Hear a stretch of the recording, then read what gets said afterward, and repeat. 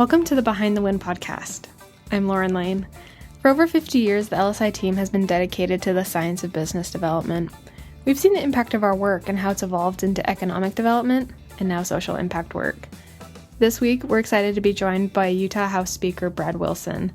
He and Sean are going to discuss Speaker Wilson's journey from business to politics, his most memorable experiences in the Utah legislature, and his goals for the next year. Let's jump in.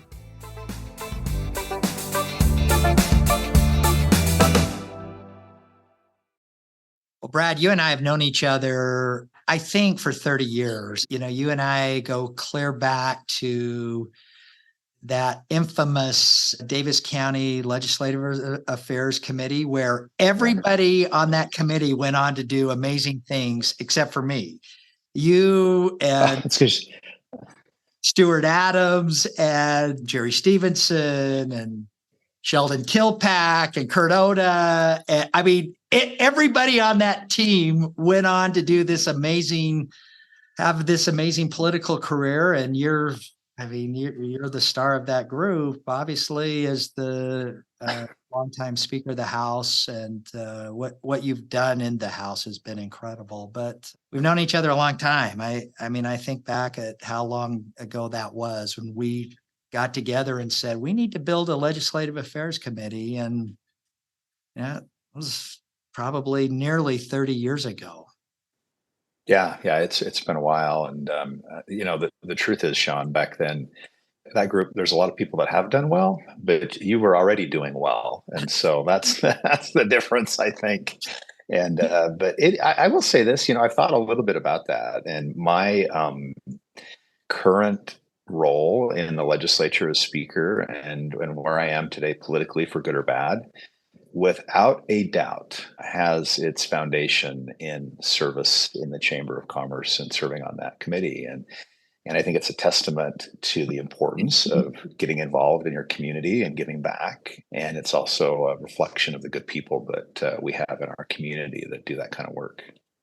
I miss Todd Weiler. Our friend Todd Weiler was part of that group too. Don't forget Todd. You're right. And that was a special time too. I just think that this was a group of individuals that said, we're interested in local politics at the time and shaping the future of Northern Utah. And look what has happened over the last 30 years of just some of those ideas that this group had, meeting initially informally, and what you've been able to accomplish as maybe one of the most talented legislators in our state's history. And it was fun to see you take that vision and make it happen. Well, thank you. And what's been really fascinating for me is to have had the experience, kind of a bookended experience, Sean. Because you're right. There was this genesis of a group getting together and saying, hey, there are some big decisions that are being made that have an impact on our community and will for generations. We need to work together to make sure our voice is heard and to influence the direction of those decisions. And so that's where it started.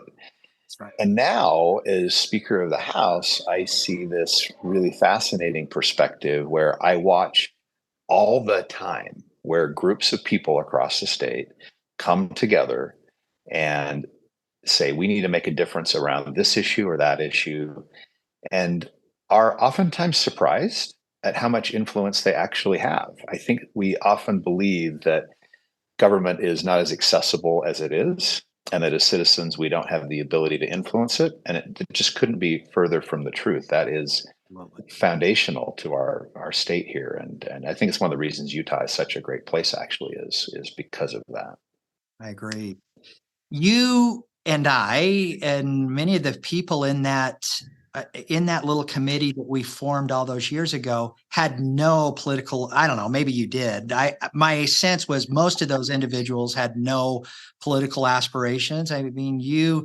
Who would have thought then that group would have gone on to be the future leadership of our state legislature? But you were a business guy like me. Talk about your history and your business and how in the world did you go from business to politics? Well, it is really a great question. And maybe the punchline for this, after I got elected majority leader in the House of Representatives, a newspaper that I oftentimes disagree with, but the Salt Lake Tribune actually had an article they wrote that was totally right. And the headline was Accidental Politician. And that is exactly how my career in politics started. And Sean, I knew you at this time. I actually had just rolled off of being the chair of the Davis Chamber of Commerce Board, and I was literally like a month out of that. We were just barely coming out of the Great Recession. My business in real estate had some rough times, to say the least. And it was a Thursday morning, and my phone rang, and it was some of the people, actually, you already mentioned, calling me and saying, "Hey, Brad, there's an open seat in the legislature. It's your district. Tomorrow's the filing deadline. We need you to run." I remember this. And I had 24 hours to decide if I wanted to do that or not. I talked to my wife, I talked to some trusted friends and my parents. And I think if I'd had 48 hours to decide, I probably wouldn't have done it. But I only had 24, and I ended up filing the next day and running for the legislature, ultimately winning. And then I've been now in the legislature. I just finished my 13th session, 5 years as Speaker of the House. That is unbelievable. It's been that long. And we're going to talk about some of the things that you've accomplished in the legislature. But our friend Todd Weiler, he did have a long-term objective. That was his ultimate vision, is to be a professional politician. But I know you didn't. And I think why you have been so successful is just, I've never met a legislator that was more humble, more of a civil servant, and really positioning everything you did in the legislature around what is the best thing for our state, what is the best thing for my district. And I just have admired that so much. Well, you're very kind. And, you try. And one of the things I learned fairly quickly in my career was I was just going to be a lot more mentally stable if I decided I'm going to make the decisions based on policy first and let the politics work out. And that's, I think, for me at least, that's been a way to manage sometimes the chaos and sometimes the really hard decisions, because you feel at times as a lawmaker where you think you believe what's right, but oftentimes it also feels like it could be the end of your political career. And I just decided, you know what, I'm going to do what I think is right, and we'll see where the politics land. And fortunately for me, they've landed really well. And so, and I just want to say one other thing, Sean. I love being Speaker of the House. I think it's actually the best job in Utah politics, and I genuinely mean that. But you know what I love even more is being in business. And there's just nothing better than being in the private sector and having the ability to work there like so many of us do. And the best time of the year for me every year is the about 60 days after the legislative session ends, and there's not a lot of legislative work to be done, and I can focus on my business. Amazing. And I just also admire how you have been able to balance your time in the legislature, which is essentially a volunteer, elected, but not, you get a small stipend, not paid. The majority of the work you do in the legislature is on your time, nights, weekends, and holidays. And all of these years, you've been able to build this amazing business, and also you have become one of the state's most prolific, most effective legislator in our history. And I'd love to learn more about how you were able to do that. But you talked about your business as a builder. I mean, talk about, how did you get into that business? What was the genesis of your company, and talk about your company, which has been amazing. Yeah, well, thanks for your interest in it. We've had a great experience, my wife and I, in my career, and she's been remarkably supportive.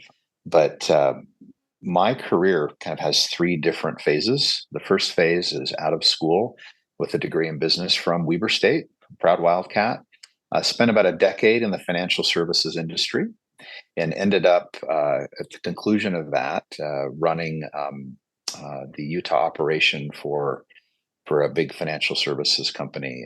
Transitioned out of that, I realized about a decade into that, and you've heard this a lot, but I realized that I had climbed to the top of a ladder that was leaning against the wrong wall.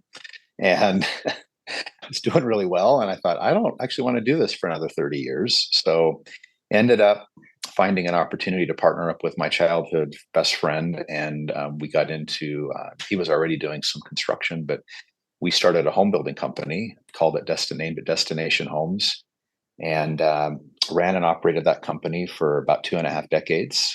Sold it last year to the Larry H. Miller Group. And that was one of the most difficult experiences of my life, actually, was selling a company that we'd put our heart and blood, sweat, and tears into. But it was the right thing for the company, right thing for our employees. And it also was a good thing for us in terms of where we're at in our lives and stage of our life. But so that, and now there's this kind of third phase of my career where I still have some business interests, but really looking to continue to lean heavily into public service. And I see that as probably the next big chapter of my career. But there is nothing better than the hard, stressful, difficult work that comes from starting a business and building it with a team of people you care for and work well with. And, I will just kind of go back to one of your questions you asked a minute ago or posed. My success, whatever degree of it I've had, has come from having an amazing spouse, a remarkable business partner that's completely opposite of me, by the way, in every way. Our skills are completely complementary. And then having great people around me where I work down at the Capitol. And it's actually very difficult at times because I feel like I get undue credit for things that other people do. And you just try to help celebrate all the work that everyone does together. How did you enter into this construction market? Did you have a background in building and Yeah, so it's great. My business partner's name is David, and his background is in construction, and my background was in business and finance and marketing, and so it came together, and we were able to build a really successful business because we had complementary backgrounds, complementary technical skills, but also we're very different in terms of just our style and the way we approach people and things. And we really kind of round each other out perfectly in both ways. And so that was how that got started. After 20 years of being in construction, I now think I know a little bit about it, but that was really never my part of the portfolio, if you will. I mean, my part was to do different things, and David's part was to help with that part. And having a business partner, I've heard, is really hard. I've heard from a lot of people that have business partners. I think I'm one of the luckiest people ever because I have an amazing business partner, and our relationship really has been nothing but great. We just work really well together. That is amazing because it's like a marriage, right? It's sometimes it looks great going into it, and then things happen and life changes. And I mean, that just is a testament to the both of you that you were able to work together so well for so long. And the other thing that you had said that I want to pull on a bit, there is nothing like having to make payroll every week in a business to understand what is required for creating enough revenue and income for an entity to be successful. And you've taken that to our state in a way unlike we've ever seen in the history of our legislature. And maybe talk about that some more. You're exactly right. There is nothing like having to make payroll on Friday, right? Well, for sure. And, I mentioned earlier that we were in real estate and home building when the Great Recession occurred back in, 7, 8, 9. And I don't know if I've talked about this publicly much, but there was a time, probably, and I'd have to go back and look, but I think it was the spring of '09, where I actually, we had a lot of confidence we were going to be able to get our business to succeed, but it was really hard. I mean, really hard for a lot of reasons. And I remember going in and cashing out all of my IRA money from my financial advisor so I could make payroll that month. I mean, that's how bad things got for us. And fortunately, we were able to actually get some cash in, and I was able to put that back in before I had to pay taxes on it. But, for 60, 90 days there, we were living off of my retirement money. And the reason I bring that up, Sean, is when I got elected to the legislature and took office in 2011, one of the first things that I realized, and I was having a conversation with the guy that runs the state budget, and I asked him, I said, Jonathan, when did you know that the state was going to have a budget problem when the recession had occurred? And he told me, and I said, well, you know what?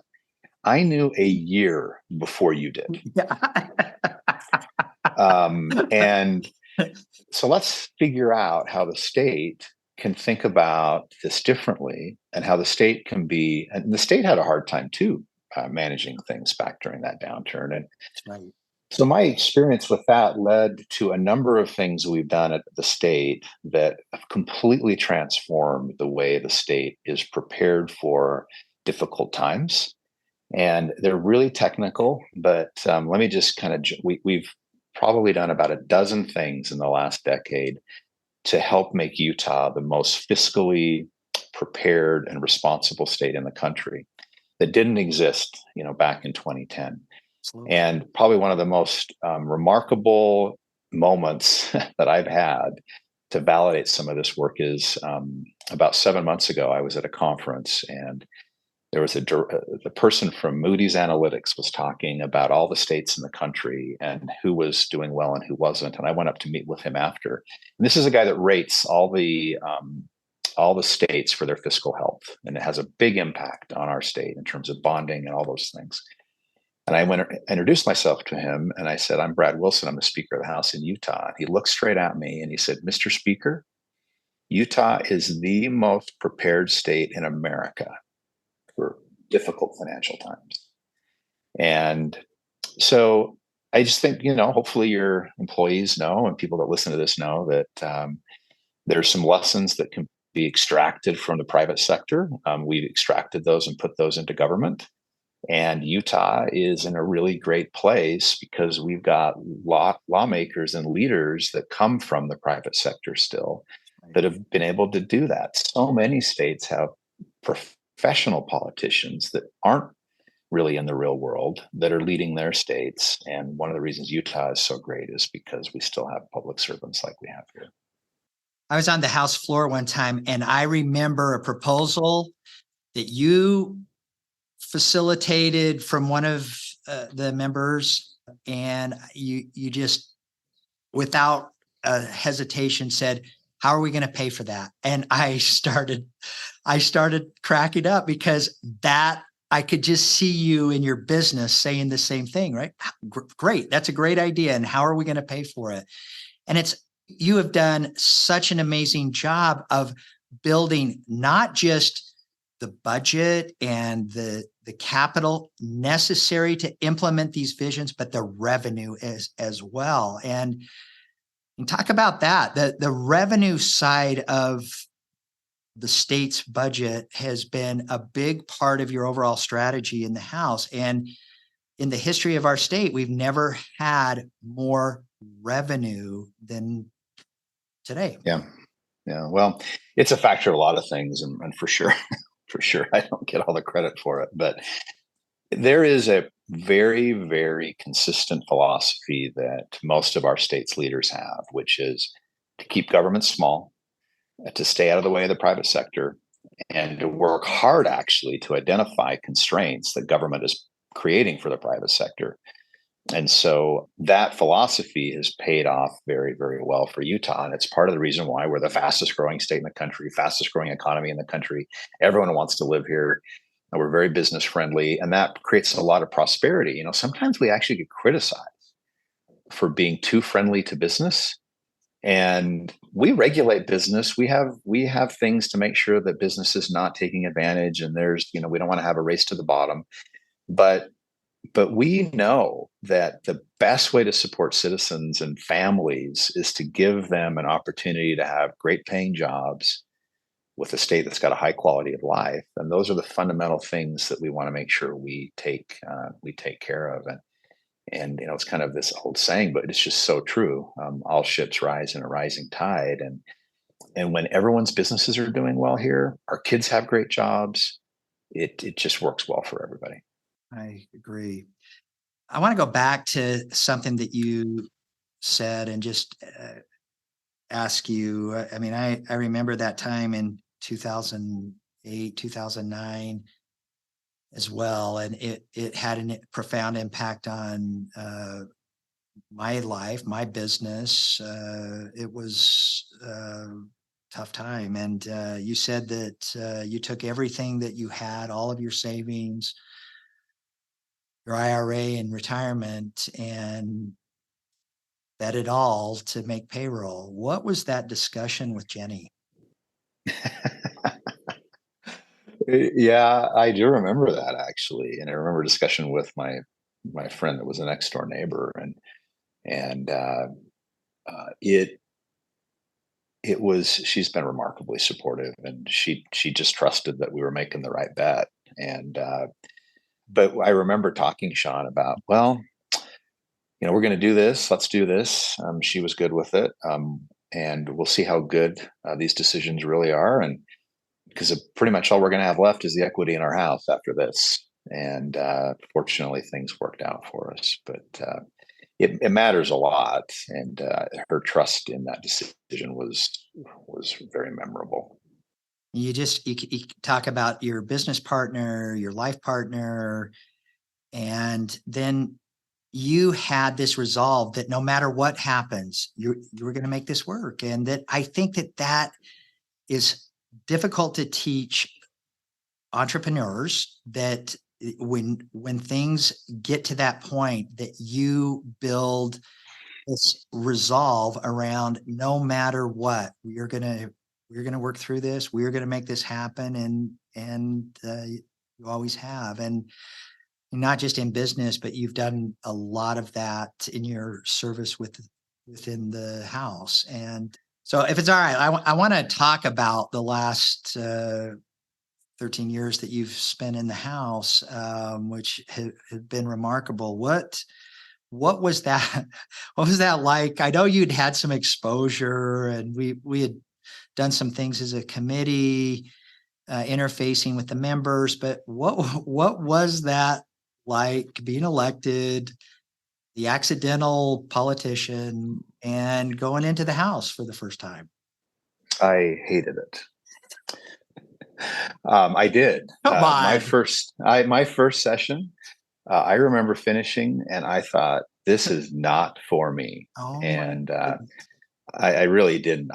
In fact, I went up to the majority leader at the time, who was Brad D, the last week of the session. And I am amazed he didn't punch me in the mouth, Sean, when I said this to him. But I said to him, I don't know if I ever told this story.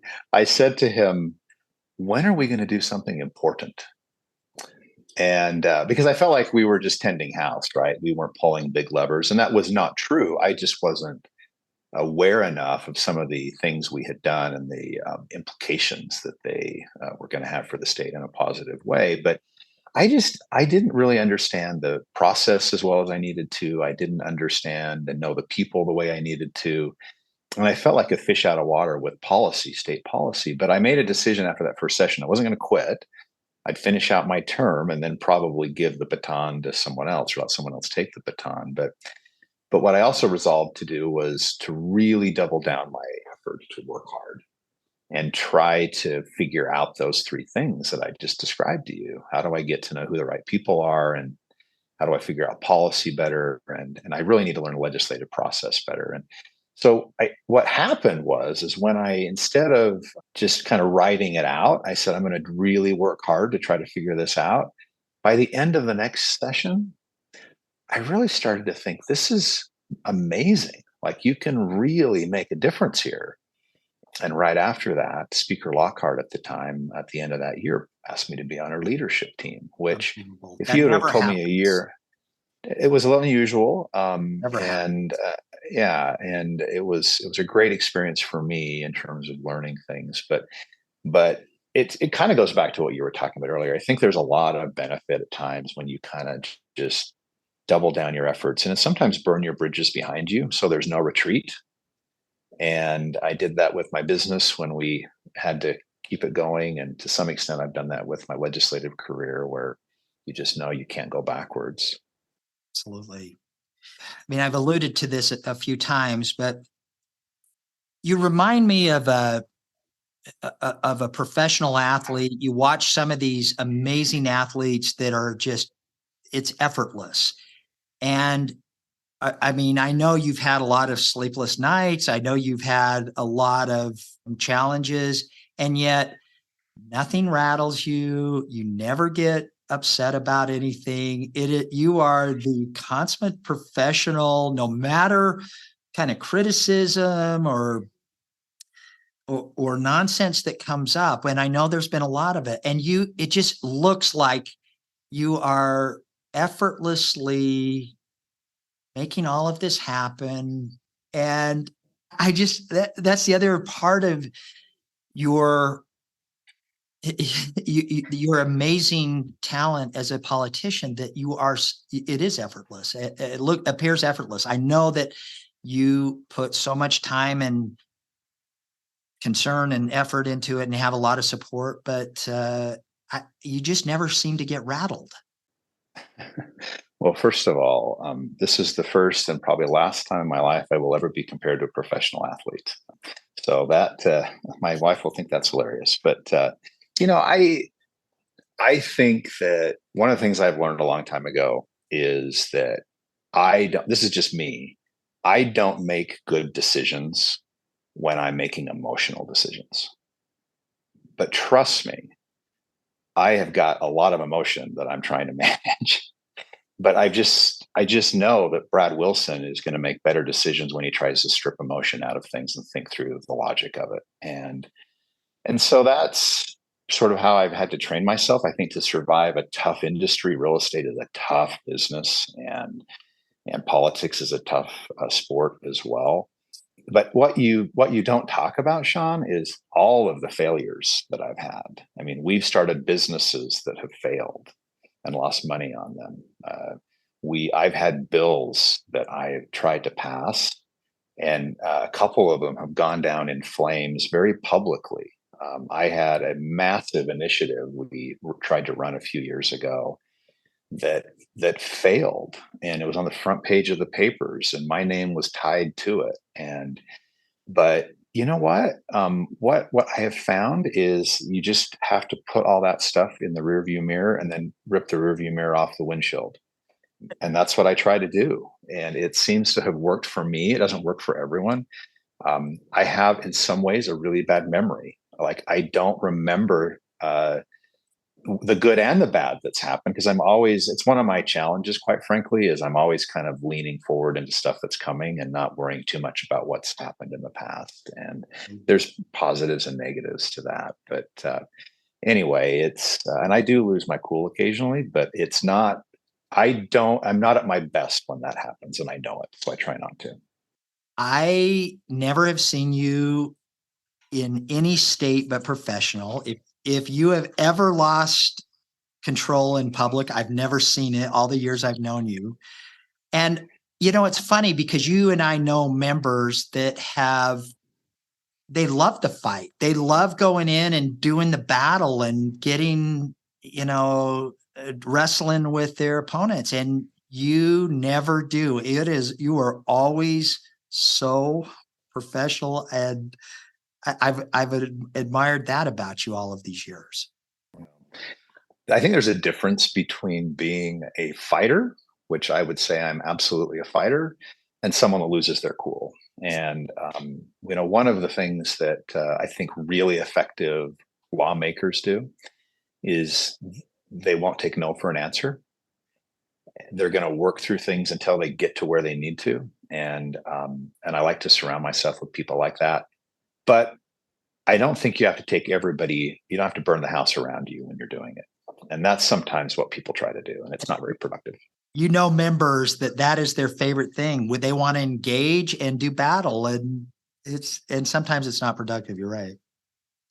As you reflect back on your time in the legislature, you have accomplished so much. You look at your resume and the bills that you've passed, where you have taken the state since 2010 over the last 13 years. What are some of the experiences you've had in the legislature or legislation and policy that you have developed or created that is most memorable? Yeah. Well, I talked about one. I think that what we have been able to accomplish in terms of creating Utah as financially strong as it is, it's been a decade of effort. It's really geeky policy stuff, but it matters more than I think we will ever know to the state and its health. It's also why, Sean, one of the things that I'm most pleased with that I've been able to help with the last few years is cutting over $1 billion in taxes that Utahns are able to keep in their pockets and spend on how they want to, instead of how the government wants to spend it. And the list kind of goes on and on. I will tell you, and I know that it's not necessarily, we've all moved on from this, at least I hope, but I have been incredibly fortunate to have Stuart Adams as my wingman as Senate president. And he and I see the world in a very similar way. We have very similar ideology about small government and taxes and all of those things. But he and I in 2020, from March on, got up every day, got on the phone with each other and said, what kind of nonsense do we have to stop from happening today? And by the end of April in that year, we had had enough. And we said, we are going to be the first state in the country to open our economy back up. And, and that was hard. There was a lot of criticism at the time.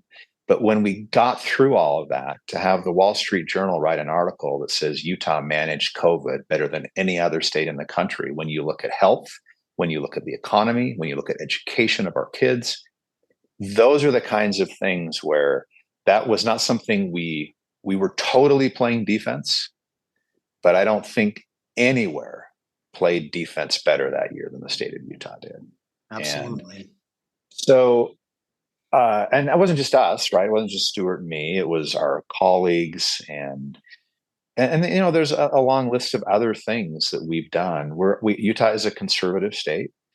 I am a conservative, and we've done a lot of things to kind of be consistent with those values. And I could go on and on. A lot of them are red meat issues, but they're things that I care about as well, right? And we passed constitutional carry when I became speaker. We've done these tax cuts. We've got, it's totally unrelated, by the way, but we now have, for the first time in the state's history, a funding source for outdoor recreation infrastructure. Right. And as our state continues to grow, that's something that had been neglected. And I've had a lot of fun helping put that plan in place so that we have places we can go recreate down the road. And the list is long, and it's been a great experience. None of it would have happened without great colleagues like Stuart Adams and my colleagues in the House. And it's absolutely, I don't think people understand, whether we want to admit it or not, being a lawmaker is the ultimate in team sports. There's nothing that's a bigger team sport than politics and policy. And if you have something you want to get done, you just got to get people on your team. And that's what it's all about. It's amazing. I mean, it is. I've never seen anything like it, and may not see anything like it again. It has been this remarkable decade. I know you don't pay attention to some of this, but we do. I mean, we do a lot of work in Virginia, and over the last 10 years, Utah and Virginia have battled for the best economy in the nation. And how many times over the last 10 years has it been Utah? Most of them. And, you're right. We have, because we do a lot of work in the state of California, in the state of California and throughout the United States, we have seen how leadership works in these other states. And the benchmark is Utah without question. And what you and President Adams have accomplished working together is just, it's remarkable. And I've been fortunate to be a small piece of that on the periphery. So Well, we've had a lot of meetings, Sean, about things that you've done to help keep Utah a great place and strengthen our economy. And of course, your company does a lot for Utah. And the country, and Governor Youngkin in Virginia, he's going to give Utah a run for our money. We are not resting on our laurels, and we know that's the problem with being the lead dog. Everyone's gunning for you. We know it. We're not taking any of this for granted. But I just think it's so important too. I mean, this is actually a little uncomfortable for me. I think I'm getting way more credit than I deserve. The legislature is a reflection of the people of Utah, and that is why the state is run so well. Is we're just a microcosm of the great people that are here, and we just take really seriously our job to reflect what we're told and how they feel about government, what is and isn't government's role, and try to be as responsive as we can. So you mentioned that you've recently sold this incredible business that you built, and that you really see this third phase of your career as a civil service. So talk about what in the world do you have in mind with that? Yeah, well, our business actually wasn't for sale, but when a buyer came knocking, we decided to sell it. And my wife and I are at this really interesting time where my time in the legislature is coming to a close. I think about the right amount of time for someone to serve is, 10, 12, 14 years, and I will have reached that point in time. And it's going to be time for sure for someone else to take my place, both as speaker and as a representative from my area. And our youngest has graduated from high school, and we've loved contributing to our community. And so I am in the process of starting and launching a Senate campaign for the U.S. Senate. That's in the works. We launched an exploratory committee in April. It's gone exceptionally well. We've been overwhelmed by the support we've received from across the state, both in terms of commitment to support a campaign, but also financial commitment. We raised a record amount of money. No one's raised as much money as we have in our first 3 months in this exploratory phase, and continues to go really well. I've got some commitments I've made as Speaker of the House in September. Once I get through those, we'll make a final decision, but I think it's very likely that you will see an announcement for a full campaign within the next 60 to 90 days. And all of the elements that you have talked about in how you were successful, the Utah House and working with the Senate, working cross-party lines, there is no one better to represent our state in the Senate than you. And I am so excited about this prospect. And talk about some of the things that you have envisioned if this goes forward. Well, if we run a campaign, we'll make sure we have the resources to win. We expect to win if we do it, and the support we've received so far is a really good indication for us that we're on the right track. And it's been super interesting, Sean. As I've traveled around the state, I hear over and over again a few things. One is that people are really frustrated with the reckless spending and decisions that are happening in DC that are cascading into the lives of Utahns and making life really hard here. And they expect better out of DC in terms of decisions like that. And what really people tell me they want Washington, D.C. to be a heck of a lot more like Utah. And they're looking for someone to go back and serve in the U.S. Senate and do that to help get D.C. back on track with the kinds of solutions we've put in place here. And think about it for a minute. If you could take having the best fiscally managed state in the country and start to export some of those ideas to DC, how different our world would be, right? And how do we get government out of the way instead of in the way? And the list goes on and on. And so that's what I'm hearing. I feel like that is a skill set that I absolutely have. I've got a lot of recent relevant experience doing those things. And if elected or when elected, look forward to being able to go back to DC and make that happen.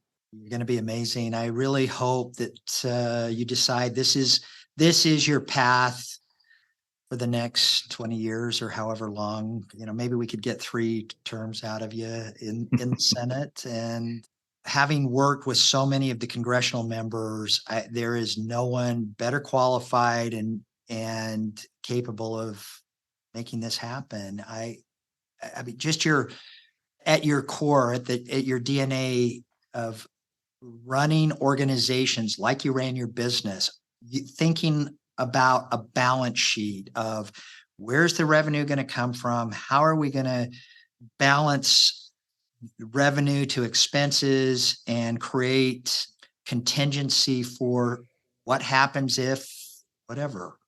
I think this is amazing that you're going down this path and have our support, and would really love to see you in that seat.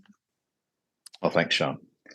As we wrap up, Brad, a couple of thoughts I had. One is I did see so many of the longtime House members and Senate too, not just the House members, but the Senate.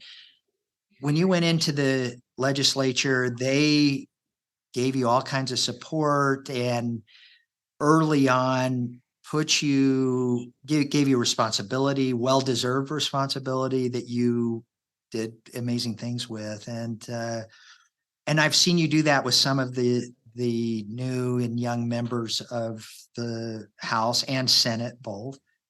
As you talk about leaving the legislature, what advice do you have for members that can put them on a trajectory of success? That's an interesting question, Sean. And I'll repeat one thing I said. I believe that lawmakers are going to be a lot more effective. They have a lot more credibility. They are trusted a lot more if they put policy ahead of politics consistently. It's the first thing. The second thing that I've observed over my time is some lawmakers, I think all of us actually, when we get elected to the legislature, we feel like we're getting elected to go down to Salt Lake and represent our district. Lawmakers that end up having the most impact and the biggest impact on the life of Utahns think bigger than that over time. And they think my job is I am a state lawmaker. I am here to make the state of Utah, the whole state, a great place. And they still care about their district and they're representing their district, but they're thinking much bigger about not just their district, but the state. And then the other piece is what I started out with also when I said I hated my first session. You've got to dig in. You've got to learn the people, you got to learn the process, and you've got to figure out policy. And the harder you work in those early years, the more momentum you have to really have an impact on the state down the road. And so that would be my advice. You get what you pay for, and it's probably worth that. But that's my perspective. It's amazing.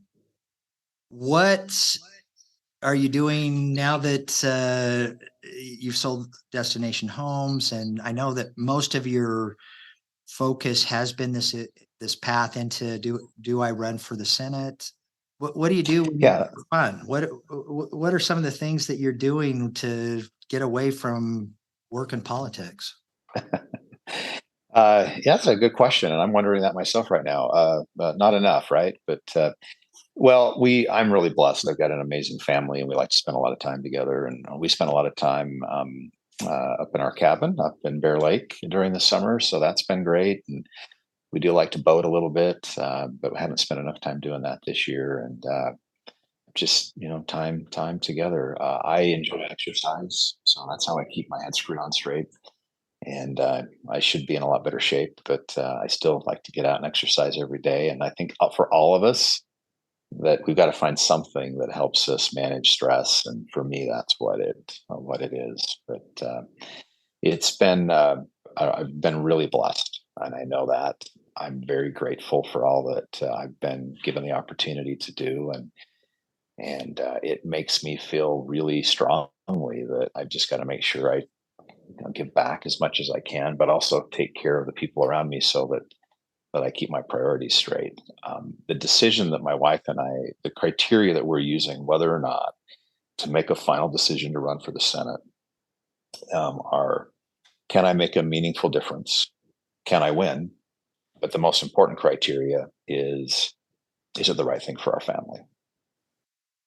Well, I know that if you make the decision to move forward, there will be no stopping you, and that it'll be like that day that you took everything and bet the company on its future. And I'm excited to see it, and you've got my full support. And thank you for all of our, for our friendship, first of all, for all of these years and all of the support you've given our company, not just with the work that we've done with the state, but I mean, we've really seen how committed you are to business within the state of Utah, and have benefited from this all of these years. We celebrated 50 years in Utah last year, and I can tell you, California has tried to get us to move there. Virginia has tried to get us to move there. The District of Columbia has tried to get us to move our headquarters there, and this is the best state in the country. You're exactly right. There is no other place I'd rather have my business than right here. So thank you for all you've done, and your friendship and your hard work in the house all of these years. It's amazing. Yeah.